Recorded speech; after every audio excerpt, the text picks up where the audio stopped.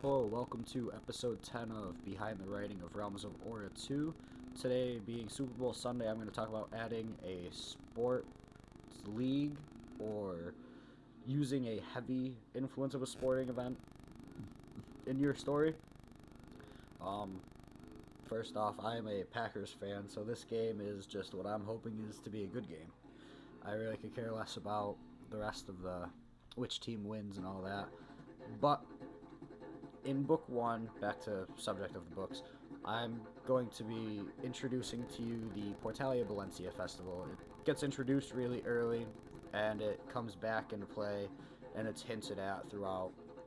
And it's used as a way for me, personally, to keep track of, okay, this is when this is when that is. I know how much time I have in between to put a person's life. The meeting for Portalia Valencia and the actual festival have a gap of a few weeks, months in it. Forget the exact gap right now off the top of my head because I'm in book 2 and that's horrible. But during that time, I use to fill so many chapters worth of stuff in between this event and that. And it gives me a way of putting a timeline of how much stuff can really happen in that amount of time, you know.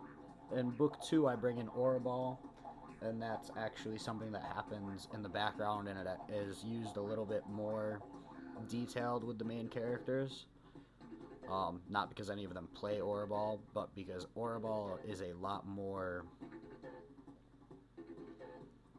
public involving than Portalia Valencia Festival.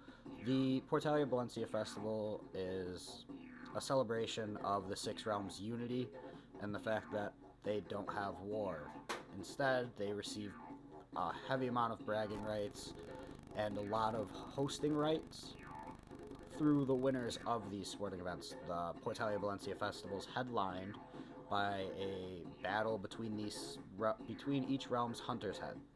The 6 hunter's heads get into a arena of the people's vote and under conditions of certain things of the people's vote, and the winning realm, or the winning hunter's head's realm, benefits through getting to host. Obviously, if you host things, you make more than the ones that don't, because you have a lot of traffic going through. But in the place of war, that's what they do. Orabal is a lot different.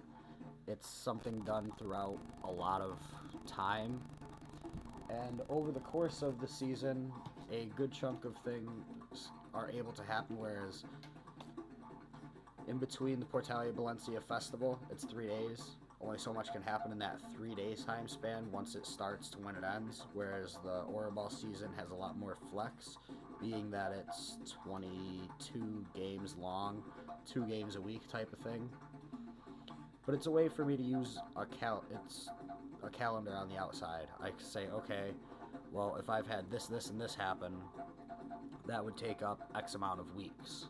So this, and this would have happened here already. I can use that to base how much stuff's going on over there. And I can also use it as a magnet to draw in crowds or bigger amounts of people or bigger, more drama or more intensity to a moment.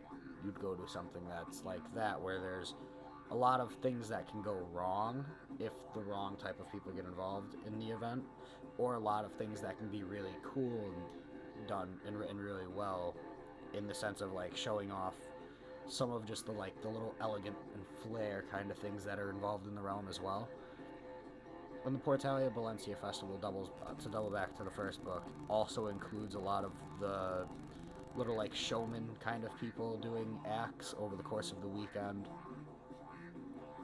So it gets a lot of chances and opportunities to do a lot of different things to web out and branch out your story by having some of these things.